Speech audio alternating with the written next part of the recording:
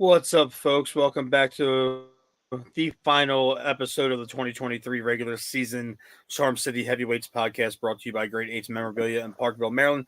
I'm the host, Matt Trigger. With me is my esteemed co-host, Josh Merrill. Josh, what's going on, buddy? What's up, Matt? Coming live from the man cave. Look, it was a loss today, but this game meant nothing to us. It was Pittsburgh Super Bowl. They wanted the game more. Ravens didn't play with a whole lot of passion today. I am surprised by, guys like Patrick Queen with a significant shoulder injury, played every snap start to finish. Clowney, got to respect the Ravens for throwing him out there, and he got his $250K today. That was admirable of the Ravens, but I thought that was dangerous. We need him for the playoffs. And I don't know, man. I hate Pittsburgh, man. And those fucks over there are probably happy as shit about it. Like you beat our backup. I still don't think they're going to get in. They need a lot of help, and it doesn't look like it's going on right now. It was cool to see Clowney get a sack today. You're right. Him and Van Noy combined for almost 20 sacks. You never thought that was going to happen at the beginning of the year. We sure as hell didn't. They both had. And Michael Pierce got an extension. We got to talk about that today. Yep, we'll talk about that a little bit later. Let's bring in our guest from the other night. He's our podcast network, founder, Adam from Sports Talking It. Adam, what's up, buddy? Boo. How we doing? Why does that dude's jersey you're wearing always have a good game against us every effing time? How come every time I see you guys on TV, he don't look that impressed to me? He looks soft, doesn't look interested in being a good football player. Then whenever he plays the Ravens, he looks like Jamal Lewis's son out there. Like, what the hell is with that? Maybe it's that Alabama thing where they decided to play in bigger games than normal games. Huh. I guess, but it was an ugly game today. We played pretty much our entire backups. I was surprised to see our starting offensive line out there for the most part. Huntley can't manage this offense. We saw that early on. It's too much for him. It's too much. It definitely is. And they should have went back to the G-Row offense today. That's what I thought we were going to do, but you tried to get him to run an offense that an elite quarterback is running, not him. It was ugly. I did not like seeing Gus and Justice Hill out there taking snaps behind that offensive line that wasn't really, worth a shit after the first quarter. Dude, the whole O-line played. I know. Everyone was out there. Stanley and Moses. I mean, they were out there in the first half, and then the second half, we saw McCary and Falele, and we saw Mustipher at center instead of Tyler Linderbaum. Yeah, I'm surprised I saw Isaiah Likely out there today.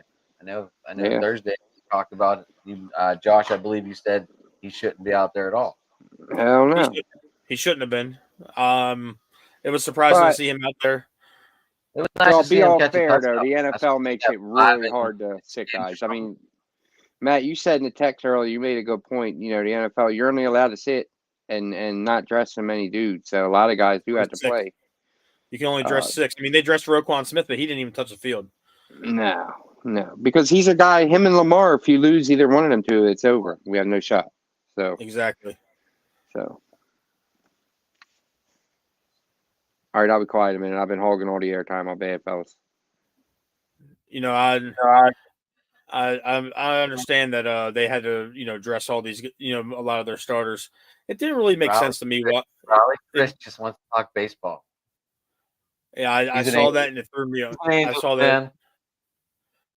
I mean, that's unfortunate since he lost Ohtani, but yeah. So, Josh, you talked about what the Steelers need to get in. We still need a Buffalo loss. We need a Jacksonville loss or tie. Houston Indy tie, which you guys said it was what 14-3, I believe you guys just said it was. Yeah, it ain't happening. From when we Even though Y'all you might guys as well want, shut it down, put their jerseys away for the year. It's over. That's yeah, it. Steelers are about to be on a vacation, a long Yeah. vacation. How is it the fan base right now, Adam? I mean, give us an inside look. I mean, I just seen you were at the game last week. Everybody with you was Pittsburghed out. You guys were at the stadium having blast. What is the sound of the stadium in Heinz Field? What are people saying? Are they tired of Mike Tomlin? Are they tired of this, 9-8 bullshit every single year for a very long time now? I mean, Tomlin said this week that he understands the honeymoon is over and it's been over. So I mean, what's the fan? I mean, what do people want? What's the talk on the radio? They want a championship, Josh, just like you guys want.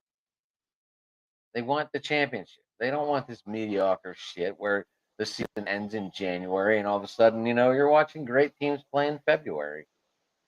Yeah. Like you said, what you said right before you guys brought me on. What did you say? This is Pittsburgh's Super Bowl. If they would have been 8-8 going into this, yes, it would have been Pittsburgh's Super Bowl because Tomlin would have either been 9-8 or 8-9. Woo! Big record, big deal. It doesn't matter. That record sucks. I don't care how many non-losing seasons you had. How many Super Bowls do you have? How many playoff wins do you have? Because just to let everyone know, Tomlin's 8-9 in the playoffs. He's not above 500 in the playoffs where it counts. And his 8 wins came early in the career. Like we had to get 4 to win the Super Bowl. And then we had to get 3 more to get back. And that means he only won 1 Super Bowl, 1 playoff game after the whole loss to Green Bay. So, I mean, it's not very promising. It just isn't.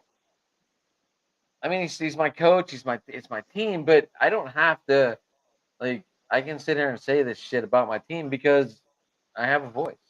Not in the organization, but I have a voice outside. I don't know. It's mixed emotions. In the beginning, whenever you said this and you brought up all the facts, it was just like nowadays you're racist and all this other shit. And and people are finally starting to see that it's not racist because if we would have beat the Patriots or the Cardinals, we wouldn't be having this. Oh, we need Buffalo to lose. We need Jacksonville to lose. No, we'd be 12-5 if we would have beat bad teams. But Tomlin does not have his team. Tomlin cannot get his team ready to play, and it hurts. I mean that New England loss. Fucking. Granted, it was opening week against the Niners, and I don't know about that. Sorry, Matt. No, you're fine. But that New England Patriots loss looks really bad for you guys right now, considering that you guys would be in.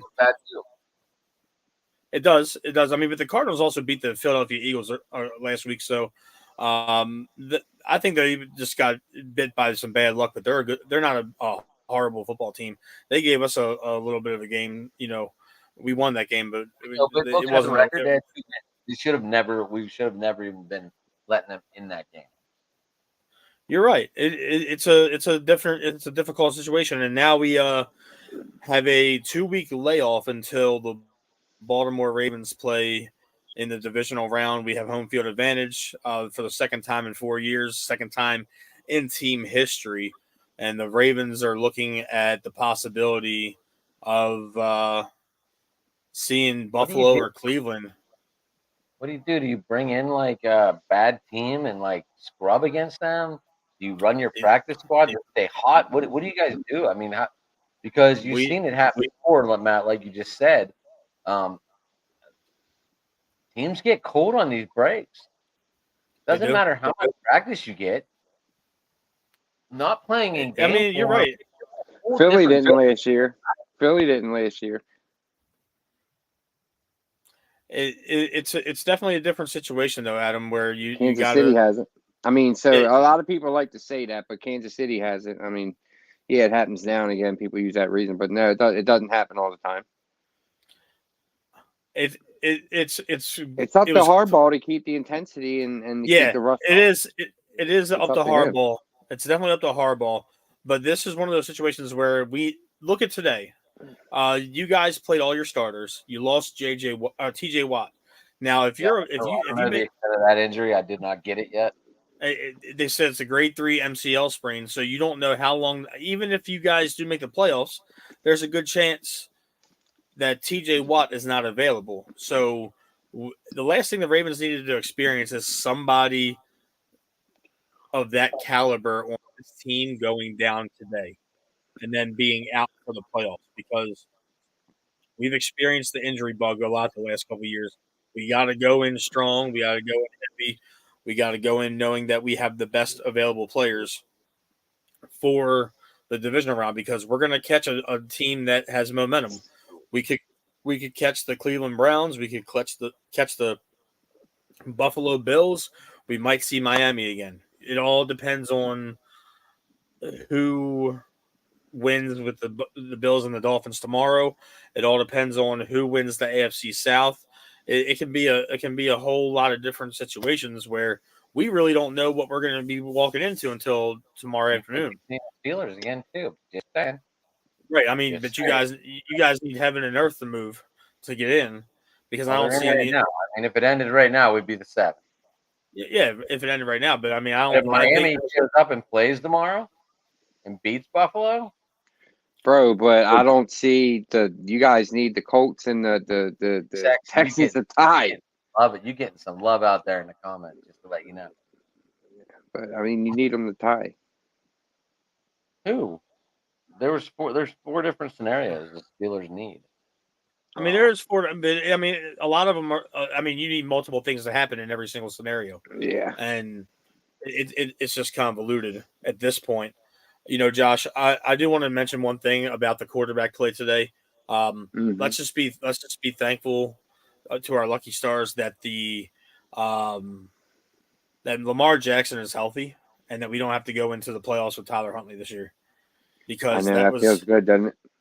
It does, and because that was scary today. He has absolutely zero touch. It's scary, Josh. It's scary, Josh. How he has no touch on the ball.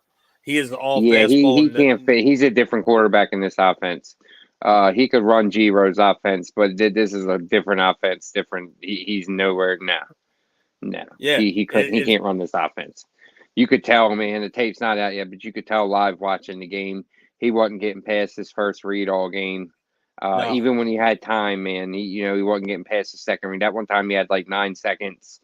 To me, it looked like he wasn't even past the second read yet. So, no, he can't run this side. It was evident early on. I figured if the defense didn't get a bunch of turnovers, we didn't really have much of a chance because he wasn't really going to score many points. This was his first action all year, though, right? Yeah, it was his first start of the entire season. He's gotten into some blowouts. Coming up 17 or a 16-week resting period. Yeah, he's been getting a lot of playing time the last couple of weeks with the blowouts. Yes. So he got some playing time on Christmas night. He got some playing time on New Year's Eve. The thing is, they needed to see if he could have the rest with this offense. I'm glad with how today's weather and field conditions were that we didn't trot Lamar out there with the Steelers' pass rush that always seems to get to us. But we're going into the playoffs healthy. All of our guys are going to be, I think this is a different team. I think a lot of it has to do with the maturation of Lamar Jackson and the presence of Roquan Smith. Personally, I believe that's where we are with that. I think Roquan is going to have the defense. This is a different team. This is not the 2019 team, man. It's night and day.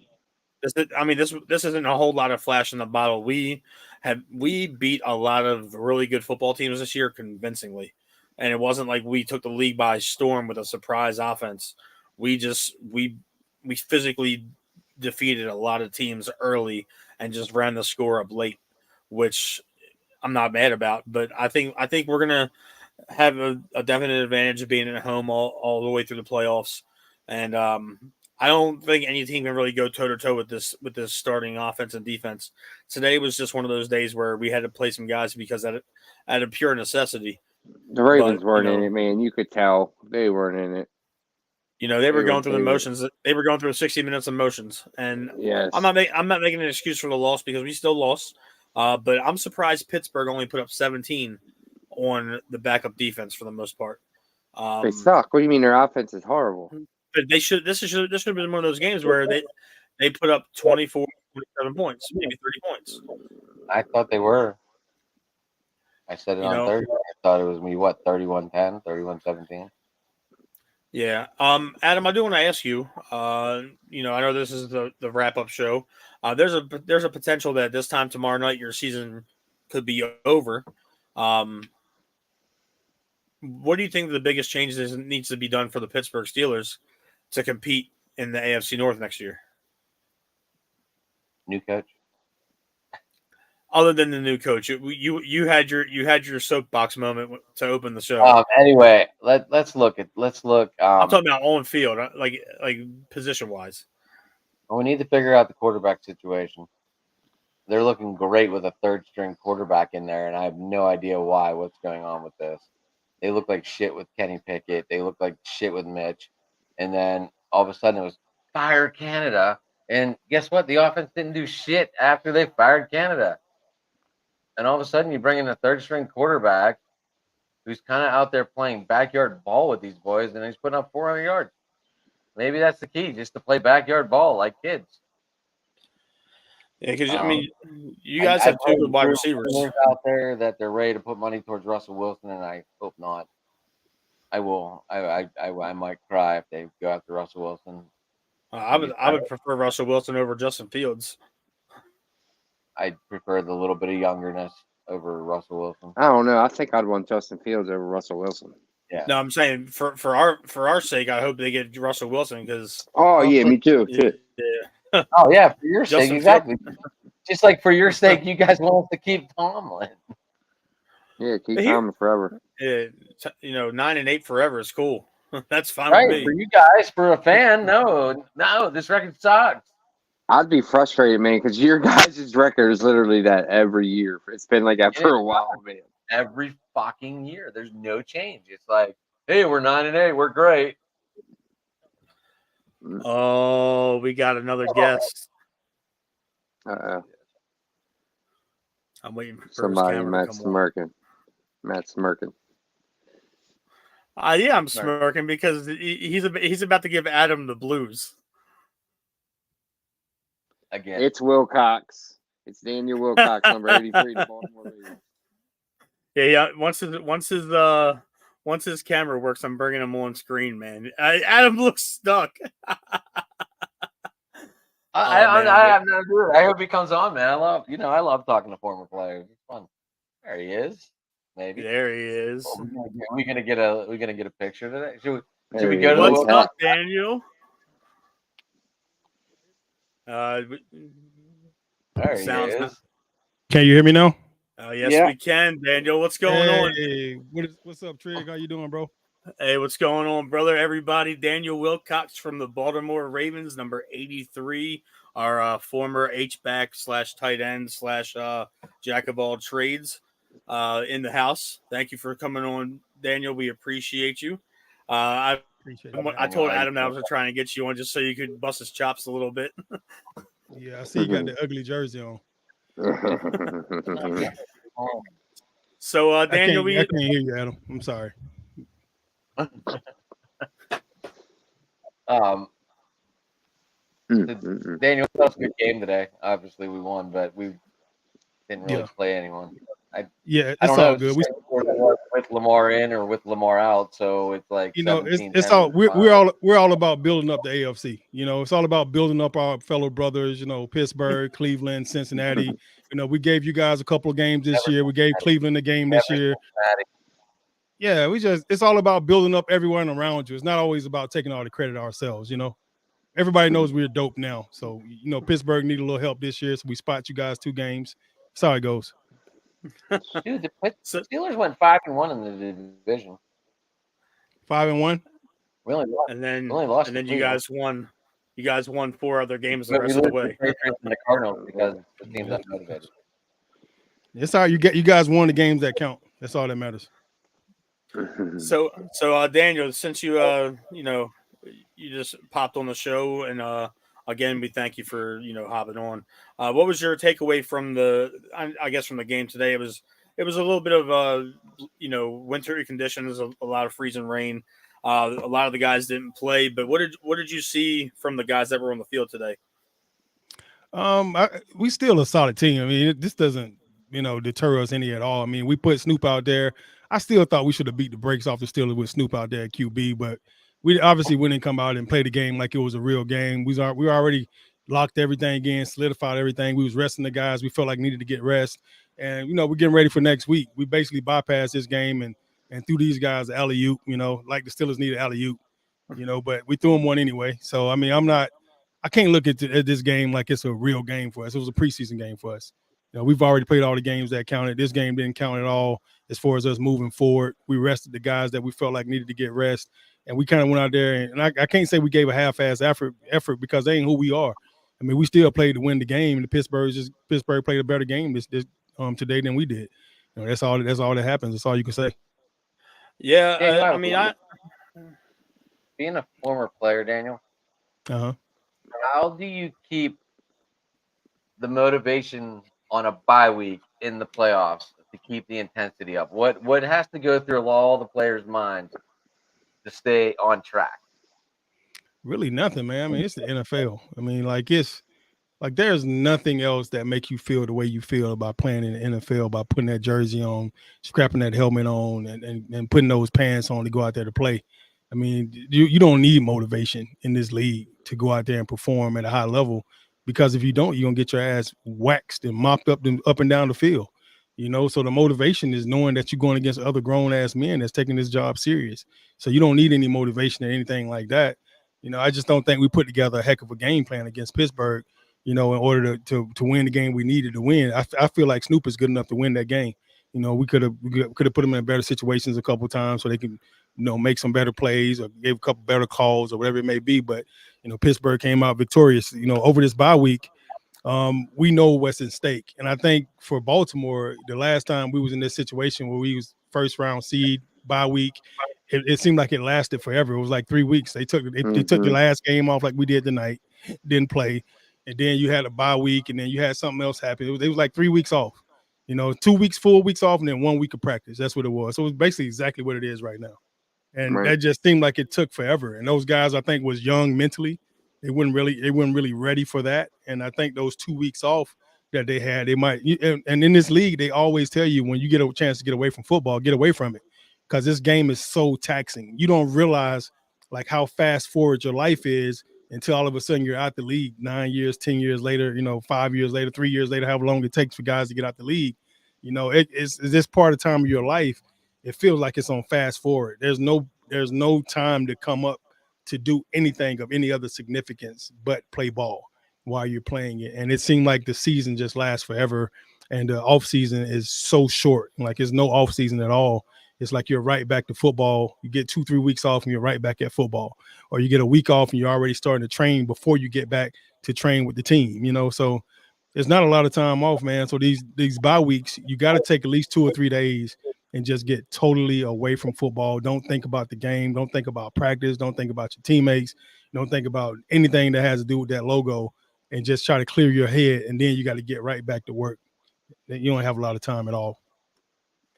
I wanted to ask you, Daniel, out of all the playoff teams that are hanging around, with this weekend, we've been steamrolling pretty much everybody when we have all of our guys out there. And we had 2 very convincing wins back to back with the 49ers and the Miami Dolphins. Your boy Joe is making some noise over in Cleveland, and Joe balling. He's balling over there. He looks like he's in his Brett Favre era, just slinging the ball around the field over there. And, I don't want him to do that shit against us, man. That's what I'm worried about. I'm happy for him. I love him, but I just love it, man. I just don't want him to come in here and hurt us. Come on, Joe. Don't do that. I want him to come in here and ball the hell out against us, man. But I still want us to beat that ass, Yeah, I'm so happy to see Joe have his resurgence. And I know how he feels. I've been to that spot where I was an older player. And I even remember when Steve McNair came in, my last 2 years in Baltimore. And I remember how Steve felt. He felt like he was, just went through the draft all over again. Especially that first year back. Yeah, and you guys, I'm telling you right now, man, like the most underrated thing in the NFL is people believing in you, is people having faith in you. You know, so when somebody take a chance on you and they say, I believe in you, I know you can do this, it boosts you, it boosts your confidence through the roof. Cause you think about Joe last 3 or 4 years in the league. Like everywhere he's went, he's played like crap.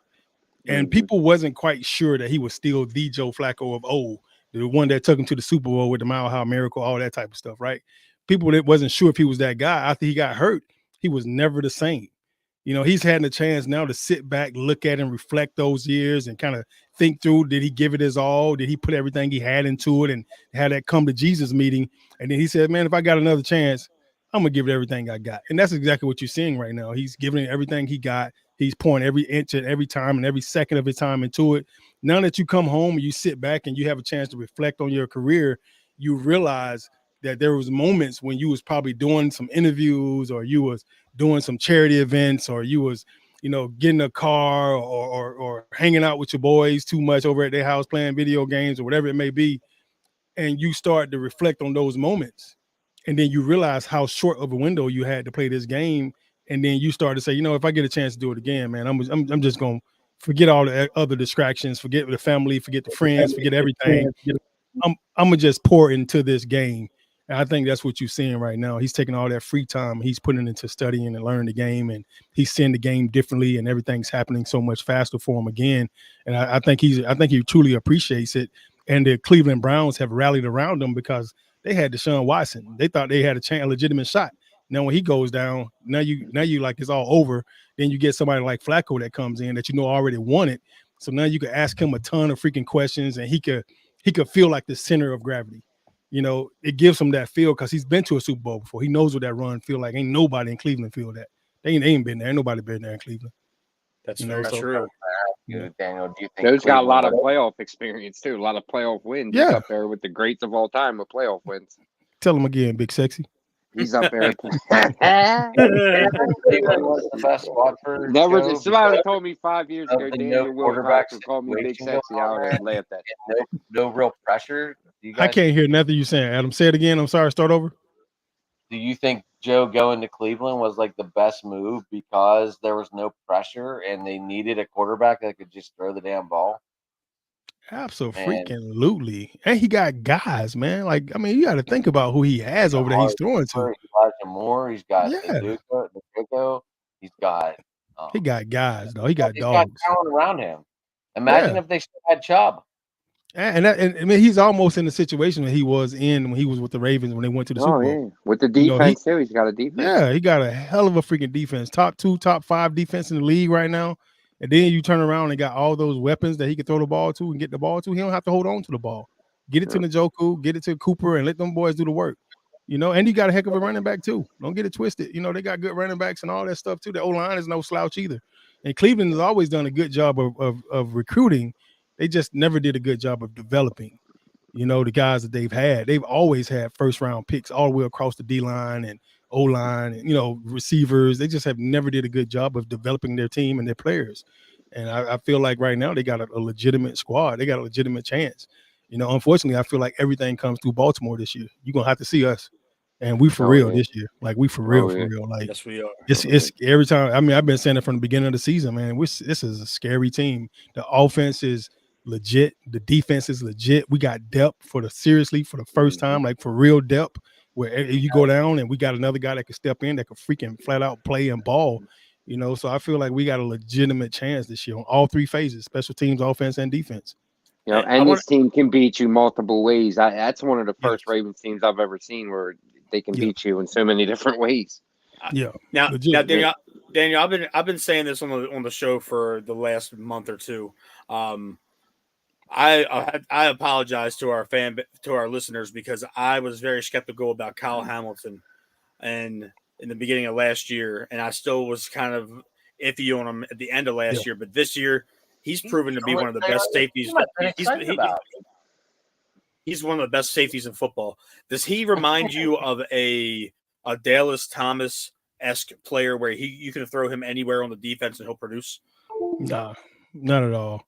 I do think he has like that alien type vibe to him where he plays out of pocket. Like it don't matter where you put him at, he's a dog. and he can ball. And AD was a freak, but AD was more of a straight line guy. You know, he really his stop and go and change direction was really awkward and hard for him to do because he was so heavy. You know, he was heavy and he was kind of built like Ray. He was a bigger upper body guy than he was a lower body guy. You know, but Kyle Hamilton seems to just have so much fluidity and change of direction and just athleticism is through the roof. He reminds me more of an Ed Reed type with a bigger frame. You know, He's so long. Yeah, he's long and rangy. And he could catch, he could jump. And he's explosive to the ball. He seems to me to be an extremely smart young player. You know, last year I didn't worry about him too much because, you know, we had a brand new D coordinator.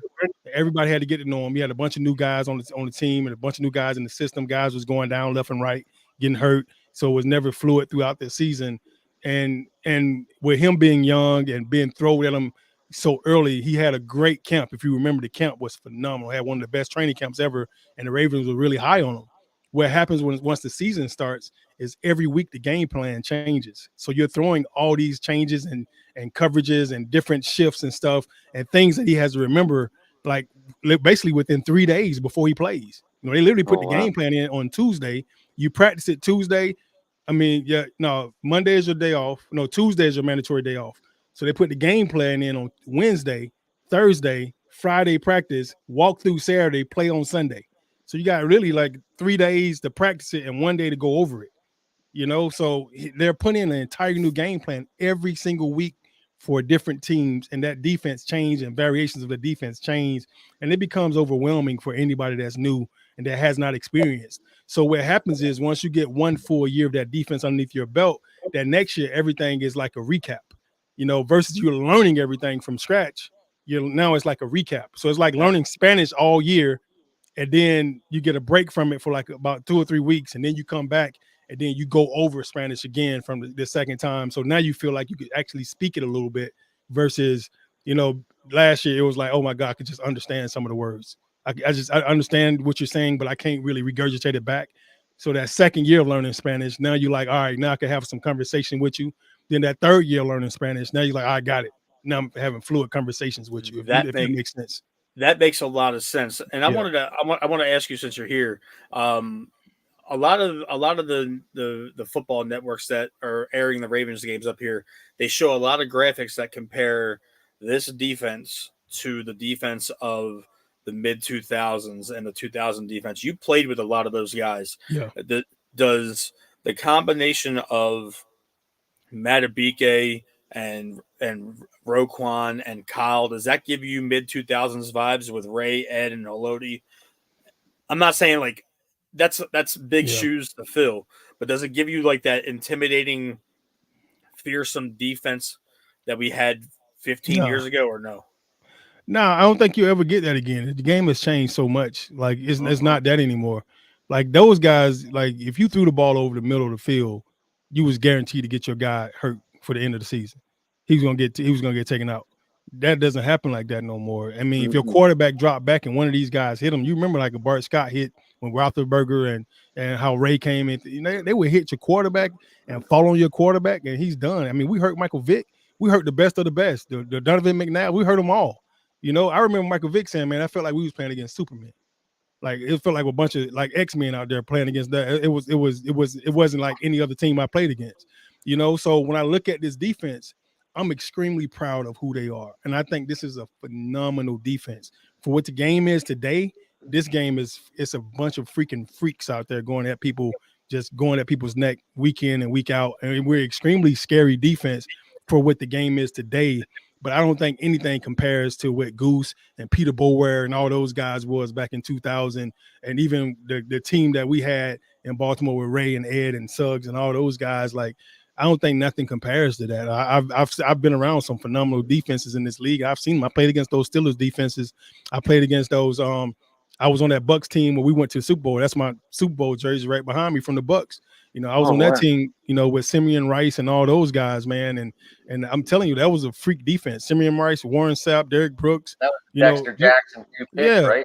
Yep, D-Jack. Yep, Dexter Jackson, Dwight Smith. You know, that was a phenomenal defense too. So I've seen great defenses, man. And Barber, this defense, Runday and Brian Kelly.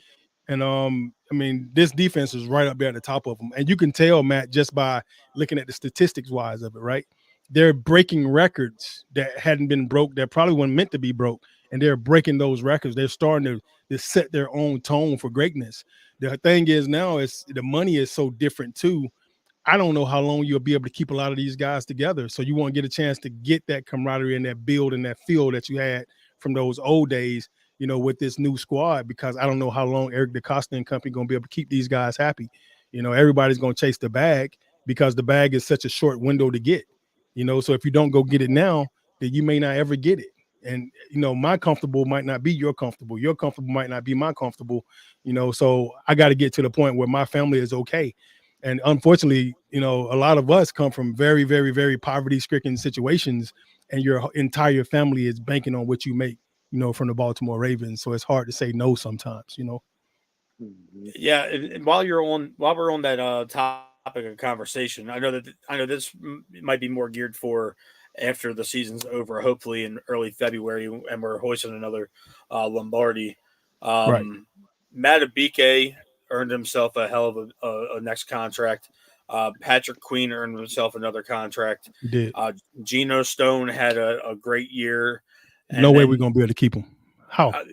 I mean, and all three of those guys, who do you foresee the Ravens?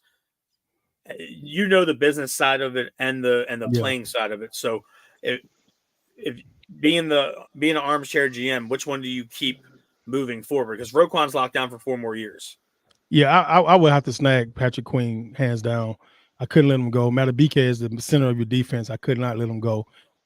Stone, the year that he's had, he's proven that he's a starter in this league.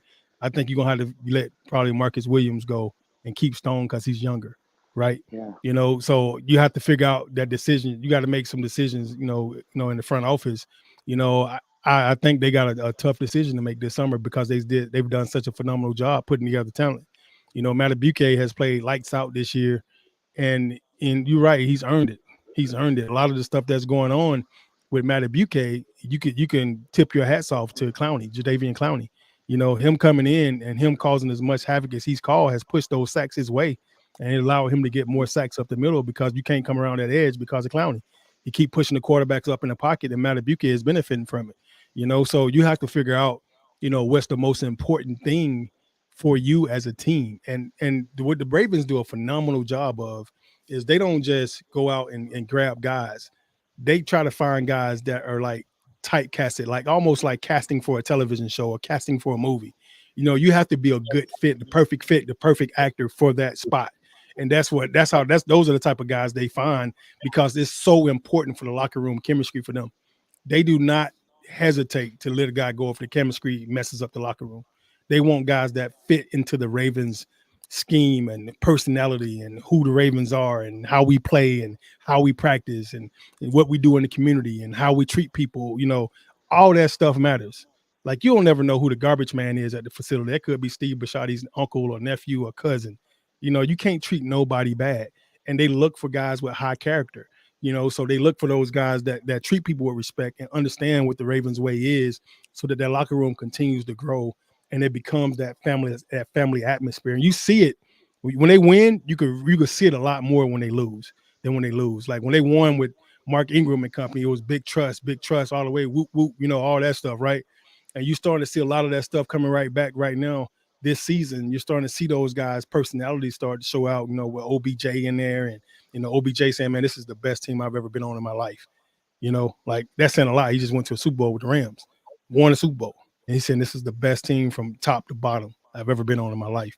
But that speaks on who the Ravens organization is as a whole. And it starts from the top with Steve Bisciotti. You know, I played with 3 teams. You know, I had Woody Johnson, you know, Johnson & Johnson with the Jets. Then in Tampa, I had the Glaciers, you know, the Glaciers water and all that stuff. Then you go to Baltimore, you got Steve Bisciotti, you know, and Steve is the guy that sets all the events and everything, staffing company and stuff like that. But Steve was a kid that was on the Baltimore Ravens sideline as a kid and decided one day I was going to own that team. And when he became owner of that team, he bleed purple. And you know it pours out of him, man. You speak to Steve and he doesn't feel like you're speaking to somebody that's above you or below you or just going to treat you or belittle you in any kind of way. He treats you with respect and he's proud that you're a part of his organization. He's proud that you're a part of his program, and everybody that's on that staff, you know, in the PR department and HR department and the media department and even the locker room, the trainers, the equipment guys, you name it, even the off-duty firemen, man, they all feel like family. You know, everybody, even Manny in the cafeteria that always cooks your eggs. Manny tell you every time you walk in, you want some eggs? Yeah, and that's my guy. You know, and Manny's still there. 20, 30 years later, Manny's still in the cafeteria asking you, do you want some eggs? You know, and that's what I'm saying, man. It starts at the top. It's a first-class organization. Steve Bisciotti is one of the most classiest guys I've ever met. He showed me what it looked like to be rich. You know, and I'm not saying he was flashy. He may pull up in the Aston Martin and step out, you know, with some loafers, some regular jeans and white tee. You know, and he not wearing a bunch of flashy stuff and $2,000 Versace jacket. You know, he's just a simple guy, man. Just a really simple, clean guy. A decent watch. You know, a nice white tee. You know, some regular just jeans. They're not even pressed and starched up or anything like that. Like he pulled them out the drawer and put them on. You know, and he just got on some regular loafers, man. Yeah, just a normal guy. Like if you didn't know he was a billionaire and you see him, you wouldn't know. You were like, he was just all right. White boy got a nice car. You know, like that's it. You know, so he's so down to earth, man. Like just really, like when I got hurt in Baltimore, it was I think my 7th year in the league. You know, I never sat in the press box up top before. He asked me that I want to come sit in the owner's box with him. You know, so I sat down with him and I talked football the whole game. And he asked me legitimate questions, man. Like questions. He really cared about my insight. He really wanted to know what I thought about the team and the program and the people around me and everything. That stuff matters, man. So to me, like if I ever when I started having my own company, I try to do a lot of things the same way that he did, the things I learned from him, because I felt like he cared. So if you can't do anything in life, you know, if you don't really care about it and pour your all into it, you never be successful. And he's a prime example of it. He got a $1 billion business. Then he got a $1 billion company with the Ravens, and he still treats it, you know, like it's people that he don't know, or people that he did know, or people that he wants to get to know every single day. It's awesome.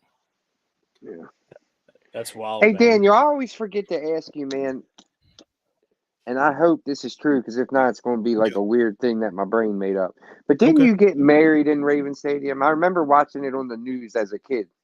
I did. I got married on the 50-yard line in M&T Bank Stadium. I'm not crazy. It was, me and my wife was the first couple to ever do it, and nobody. I don't know if anybody has done it. I think somebody has done it since then, but we was the first.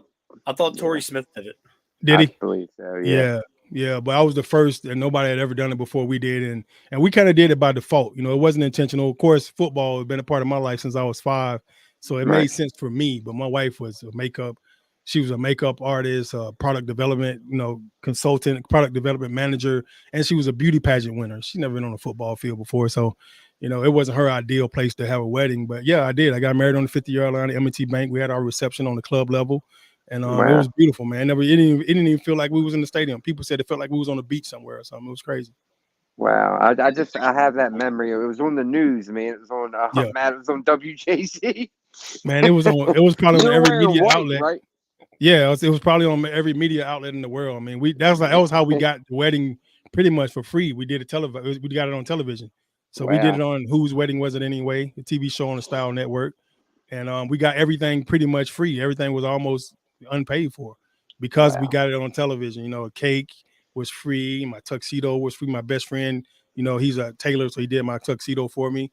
And the jewelry was sponsored, through television. I think Smythe's Jewelry did the jewelry for us. And, that's awesome. Yeah, it was pretty cool, man. Like, it was a cool experience. And I didn't know anything about any of that, so I didn't know any of that stuff could be done that way. It was all my wife, man. She did. She spring held the whole thing, and you gotta let them take the lead on that kind of stuff, Dan. She definitely took the lead. She took the whole lead on it. It was pretty cool. Yeah, absolutely. Yeah. Matt, why would you talk bad on Hamilton? I don't understand that. Because he started. I understand what he was saying. He had a rough year starting off last year. If you remember the Miami Dolphins game last year, that was enough. He got burnt. Yeah, you didn't know if it was Cal's fault or who fault it was, but the whole secondary was learning a new defense, and they just had all these mental busts in the fourth quarter, and we lost that game in the fourth quarter. It was very untypical of a Ravens defense, and it started to make you scratch your head like really bad. Yeah, like a lot of people were questioning him. scariest lot of moment people here were. of that draft. Because Pittsburgh wanted Cal Hamilton so bad. They did. Oh yeah. Oh, yeah. He's a monster, dude. I loved him in Notre Dame as well. Yeah. I mean, he was Man, very yeah. good at Notre Dame, and obviously he's producing for his draft spot. I mean, if you look at it now, he should have probably been like a top 5 pick. Absolutely. But He should have I mean, been. I was hard He on had him a for a while. bad he had a bad 40. That's why he dropped down. Thank God he had a bad 40. He Right. dropped down to us. But I You believe he guys had a bad traded up 40. right before us, right? Yes. I believe that's how it worked. You guys traded up to 17 and took him Thank right God then he and there. wasn't wearing that. And we got him at 14, I think. I think we got him 14, at 14. I we can't did. remember 14, 17. Yeah. Because Thank we God he picked wasn't Pittsburgh that back over 17. ugly right? yellow and black. Thank God. But Daniel, I wanted to ask you, man. Do you believe the hype of the resurgence of the Buffalo Bills, or do you think that they're just playing some not so good football teams towards the end of the year? No, I mean, I think the Buffalo Bills are a for real team. I've always thought that. Like the last 3 or 4 years, they've been really freaking good. You know, the new quarterback, when they got the quarterback, Josh Allen, you know, it really made them a different team, you know. And see, I don't think people really understand like the importance of having an elite quarterback. Say what, Adam? You gotta get closer to the mic, Adam. Yeah, I can't hear He nothing hasn't he's been saying. the same since that elbow injury. Oh yeah, right. He got hurt. Yeah, but so I think when he came in, you know, they changed, you know, because they already had a good defense. They was already solid on defense. They already had some really good players like Stephon Diggs and stuff like that on offense. And you knew they was a good team. They was just missing one piece, you know. So when they got him, it just took them to another level. Like one of my players I used to coach swore hands down they was going to win the Super Bowl 2 years ago, you know, and they ended up getting put out late. And so I really thought they was going to be a more prominent team. I don't think they're a bad team at all. I think having a good QB allows your defense to play better in tough situations and tight games, and it allows your offense to play better and harder because they think they got a legitimate chance to win in tough games. It makes your receivers and tight ends run routes fast. I can tell you that because they know they could get a chance to get the ball when they got a real QB. You know, so it really get QB really boosts their whole team up to be a much better situation. So I think they're for real. I don't think their schedule is definitely as hard as ours right now at the end of our season. You know, I knew we had a tough schedule. We could have lost these last 4 games easily, you know, we came in and we showed up big time, man. And the one game we end up losing, I have no idea why we decided to give one to Pittsburgh, but they always play us tough. And Mike Tomlin is my old coach. That same ring I got back there, he got to. You know, Mike Tomlin, he was on that team. He was on that staff. Oh, yeah, guys, I forgot he did get one of the assistant coaches. Yeah, he was my linebackers coach that year. Linebackers coach, that's what it was. Yeah, and sorry, guys. Yeah, I love Mike, man. Mike is the best thing that Pittsburgh got, you ask me. And I know Pittsburgh don't like him that much, but, you know, I love Mike. I think he's phenomenal. I think he's a player's coach. What's wrong with that? The players are the ones that you pay all the money to. Coming in, I need 500, and I can keep my record together. My team don't play in February. There's no I in that. It's getting annoying. You see? But I think when everybody see that, they forget about what the real problem is. The man need a quarterback. Go get him another quarterback. When y'all had Ben Roethlisberger, then nobody said that. You know, when he had Big Ben and y'all was going to Super Bowls every year, nobody complained. We were saying y'all wasn't. Yeah, we're going to Super Bowls. Y'all wasn't saying nothing because y'all was going to Super Bowls.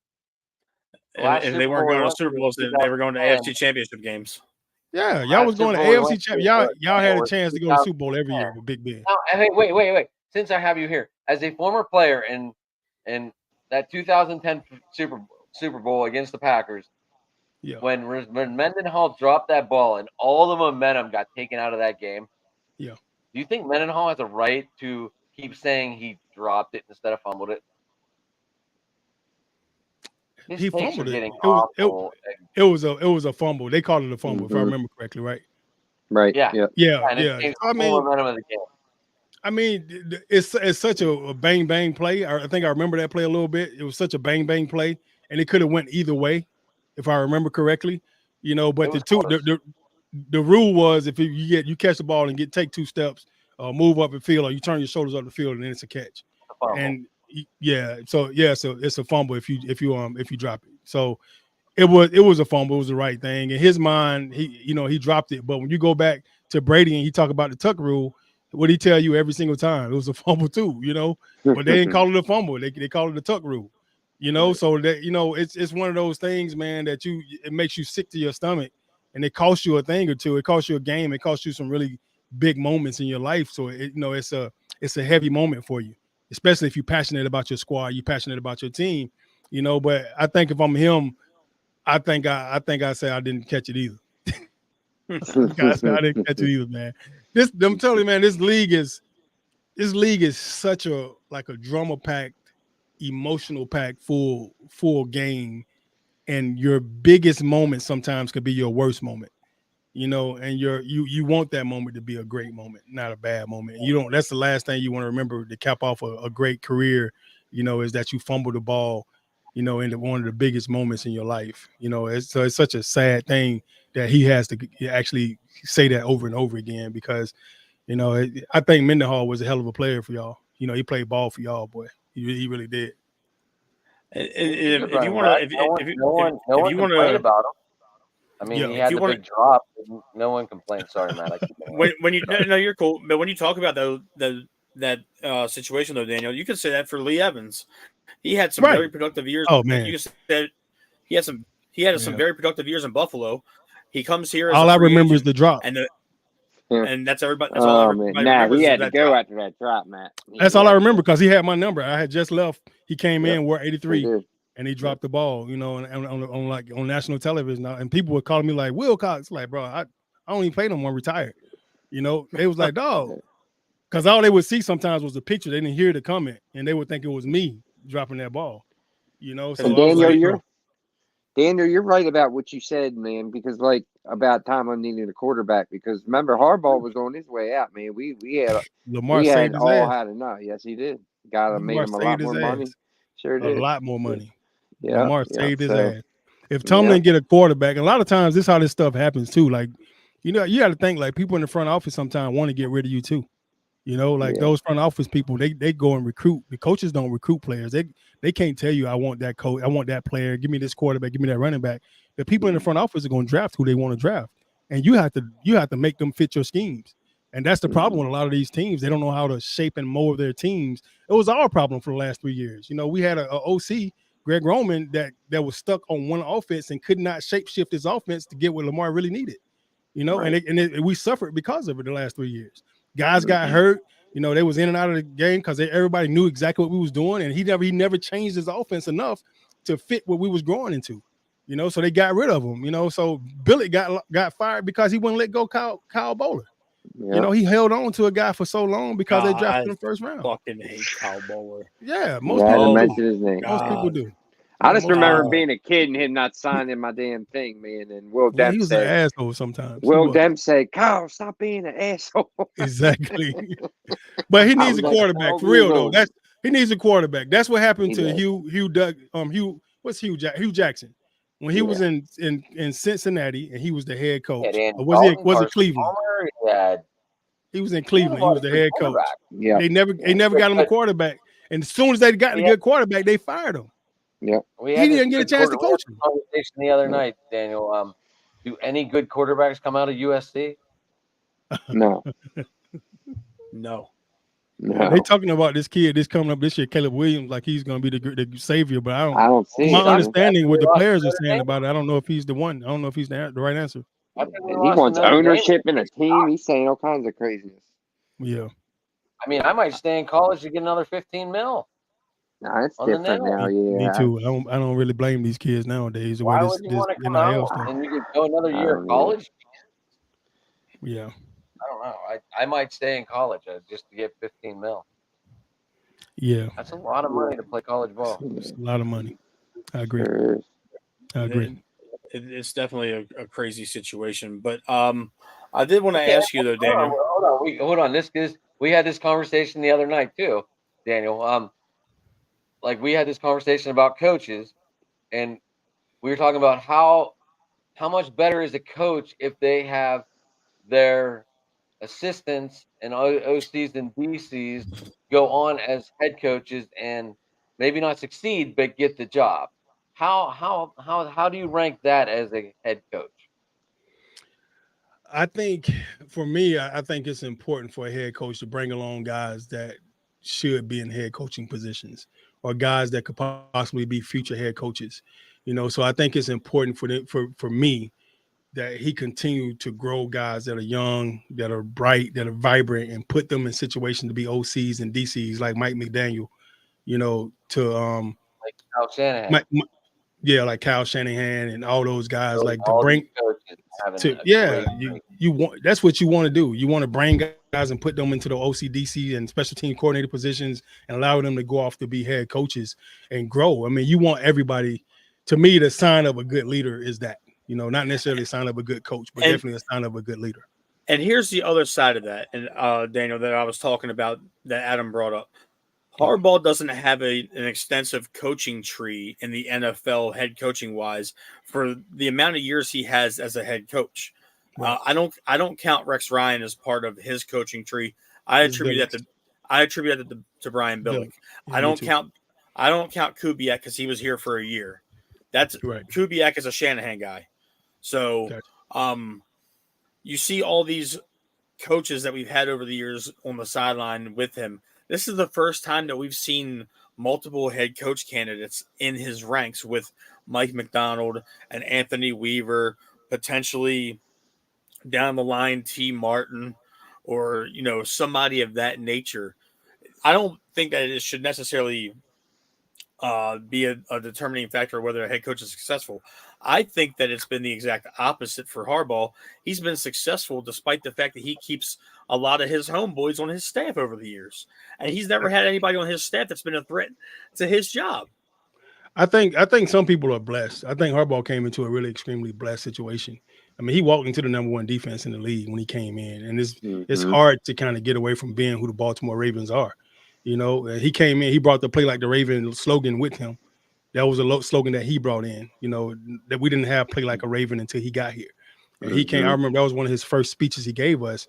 He was like, guys, I just want you guys to play like a Raven. What does a Raven play like? He plays like Ray Lewis and Jonathan Ogden. Those are the guys that have been here from day one. So to me, when you say play like a Raven, you come back to greatness. It started off with greatness. I think they won a Super Bowl. The first Super Bowl was in 2000. That's 4 years after the franchise started. So they set the standard for what playing like a Raven really is before Harbaugh even came in.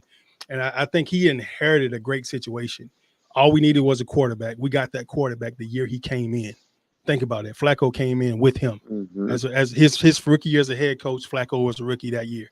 That was my last season playing. Right. So he inherited a great situation. He already had Suggs. He already had Ed Reed.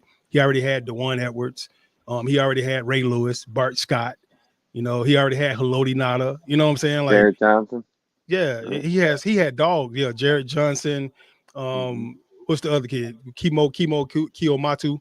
I think Kimo had already left already. But Kelly Gregg was still there. Chris C-Mac was still there. Samari Rolle was there already. Steve McNair was there already. He came into that situation, though. That was a phenomenal situation to come into. What year did Harbaugh get like his coaching staff before the old coaching staff was completely gone? The only person he kept on the old staff was my coach. That was Wade Harmon. Everybody else was years did they last after he became head coach, or did this transaction happen right away? Wade stayed there the entire time for almost his first 5 years. Harbaugh came in, everybody got fired except Wade Harmon. Everybody else was gone. Defensive staff, offensive staff, everybody was gone. Special teams, everything. Only person he kept was my coach. And I remember him interviewing me. He asking us about our coach, asking us our opinion. What do we think? I told him straight up, Wade was the best coach I ever had. I've been around a bunch of coaches in this league. If anybody got to go, it shouldn't be him. I can guarantee you that. And he kept him. He kept him for many years after that. I think he left and went to Denver after that. And then, he went to the Falcons after that. He was at the Falcons when the Falcons went to the Super Bowl and they lost to the Patriots. And then he ended up leaving to go to Denver. Yeah, the comeback with Patriots that year. Yeah. So, I mean, he was – but, I told him straight up what my situation was. I bounced around this league 3 or 4 years. It wasn't until I came here to somebody that actually saw what I was as a player. So Wade, not only was Wade a good coach, but he was a good evaluator of talent, and he understood. He put me in situations to be successful, and that was the difference between me being other places. Other places tried to make me what they already had, and I was totally different from everything else they had.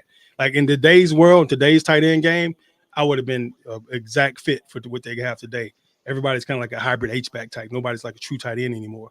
You know, back when I came in, all the tight ends were still 6'8", 220, 285, 265, 270. You know, they could run short routes and catch balls, but it wasn't a bunch of Jeremy Shockeys. It wasn't a bunch of Shannon Sharp. Shannon Sharp was on his way out.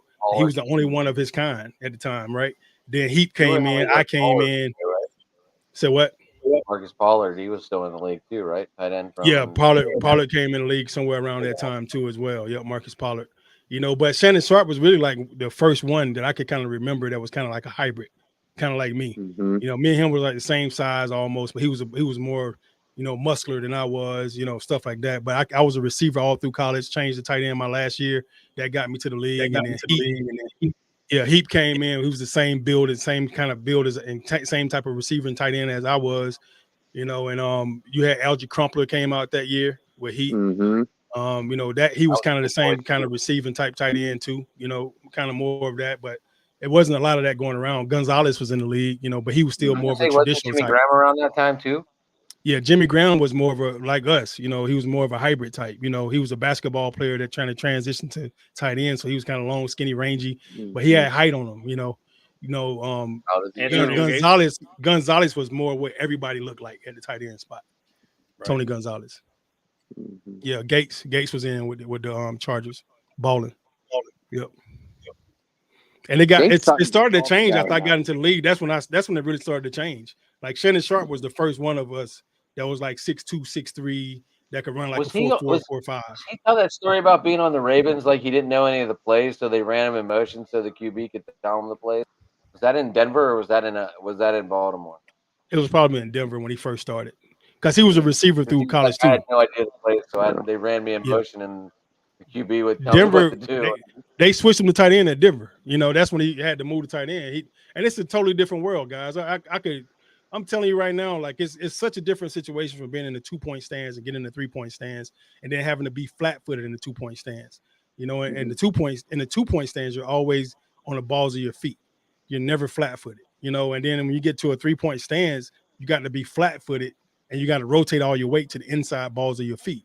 You know, so all your weight is literally on the inside of your, like this part of your foot, all the way down across, and you have to be flat on the ground, kind of pushing in like this on both feet to come out of your stance and be able to go either direction. But when you're at wide out, it's not like that at all. You're on the balls of your feet the whole time, and even when you're blocking, you're on the balls of your feet. When you move to tight end, you have to be able to block and drive the power through your feet because all your power and force come from the actual ground. But at wide out, you're taught to, you know, to be light on your feet so you can move and mirror the guys. You know, so literally when you move to tight end, now you have to do both of those.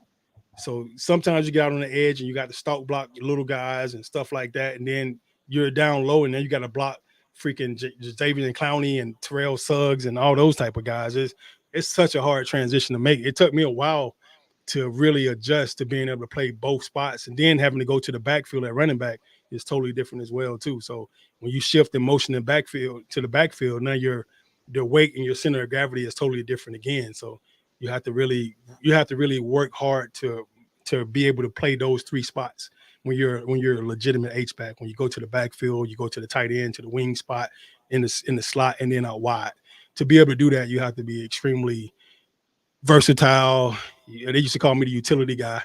You used to be able to really have to shift your focus and your mind and your brain every single time. And sometimes that thing changes 3 times in one play. Speaking of the H-back and the utility guy, what's it like watching Ricard do what you used to do? And Ricard's about 100 pounds heavier than what you were. Right. Ricard is 85 pounds. Ricard is one of the most phenomenal athletes, I think, in the NFL, and people don't really understand because they don't give him the ball a lot. You know, he don't see the ball. He don't touch the ball as much as, you know, some of these games some of the guys that you know very well, you know. So the thing that's dynamic to me about him, when I was up there, you know, scouting the team, he was playing nose guard, was his starting position. Nose guard was his first position on defense, and then he would come over to offense and switch his jersey, and then he would play fullback. They wouldn't even play him at tight end at the time. So now he's playing fullback and tight end only, and he's not even playing the defense no more. People forget that his guy started off at tackle, nose guard, or whatever. And so he's such a phenomenal player. I told him he was going to be a Pro Bowler that year. I said, dog, you're going to be a Pro Bowler. Just keep doing what you're doing. Because I never seen anybody go to defense and start at inside and then come over on the outside and start at fullback. He's phenomenal, dog. The Ravens are using him right now at a high level, and he was a player they couldn't get rid of because if all their interior guys go down, Metabuke and all those guys, you could still put Patrick Ricard over there. You know, so he's a talented guy to have on your squad. Like, you can't get rid of a guy like him. He made himself kind of like I was. I was kind of in Brian Billick's scheme. He couldn't get rid of me because he felt like I was too valuable. I played too many positions. I played every position on special teams across the board except kicker and snapper. And I could be a backup snapper because I snapped in high school too, you know. But I couldn't kick. I could hold. I could snap. I could play the guards, the tackles, the wings, the upbacks, and I can get out wide and play gunner if I needed to, you know. So it was really interesting thing that kept me around. But Patrick Ricard has that same vibe, man. He's a guy that's hard to kind of get rid of and shake loose because he's so versatile.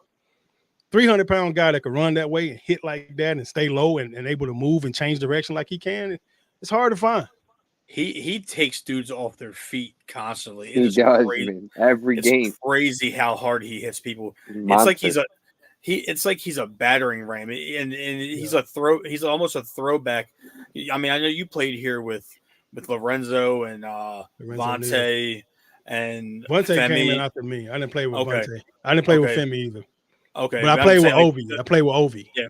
Okay. Ovi Mahaley. Oh, yeah, another battering. I mean, these Ravens fullbacks are just like Alan Ricard. Yeah, those dudes are just monstrous guys. Mm-hmm. But I'm looking forward to the break coming up. Though the guys can get a chance to get healthy. That'll do it for our show, guys. I want to thank you guys so much for joining. Daniel, thank you for taking some time out. Thank you, Daniel. No doubt, guys. Thanks for having me on. Appreciate you, gentlemen. Hopefully we can get you. But we didn't. Hopefully we can get you back on, Daniel, before the next playoff game and talk some more ball. Hopefully we don't have to put that jersey away, Adam. Put that jersey away. It's done for the season, buddy. Put it in that closet, man. Wrap it up. This is not Pittsburgh time of year. This is time for the real dogs to hunt. They still got a shot. Now. Don't count them out yet. Yeah, I don't know, Daniel. I'm a hate. Have to go down. If Houston wins tonight, y'all got a shot to go in, right? Yeah, but right now it's kind of scary because Buffalo to lose and Indy, it's 17-14 right now. Right. And they can't tie. We don't want that. So, Daniel, let everybody know. Go ahead, hey, Matt. Daniel. Let everybody know where they can find you on social media, Daniel. That way we can people can follow along with you on your business ventures and what you got going on in your life. Do y'all still call Twitter? Yeah, well, I don't call it X. It's Twitter. It's Twitter. It's Twitter, bro. It's Twitter. I know, right? Yeah, on Twitter, I'm at Coach Wilcox. IG, I'm at Daniel.Wilcox. And of course, I Believe in the Ravens podcast. You can always catch us on Believe in the Ravens podcast with me and Kyrie Thompson on pretty much any podcast platform that's out there right now. We're on everything. So, but besides that, man, you can always catch me on the Matt Trigger Show, man. I'm out here. Let's do it. There we go. I appreciate you coming on, man. Hopefully we can run this back and sometime next week. Josh, go ahead and sign us off, man. Ravens fans, don't worry about today. It was a practice game. Pittsburgh, it was their Super Bowl. Very true. And I'm tired. My kids wore me out today, bro. I'm exhausted. Yeah, I'm exhausted after watching us lose to Pittsburgh. Yeah, man. Me too. That'll do it, folks. Adam, thank you for joining the show, man. I hope everything goes well with sports talking it, and we'll see you guys next week. All right, Matt. Take it easy, buddy. Josh, Daniel, thank you, everybody. No doubt, Adam. No problem. Adam, you're the only Steelers fan I like, man. That's the truth.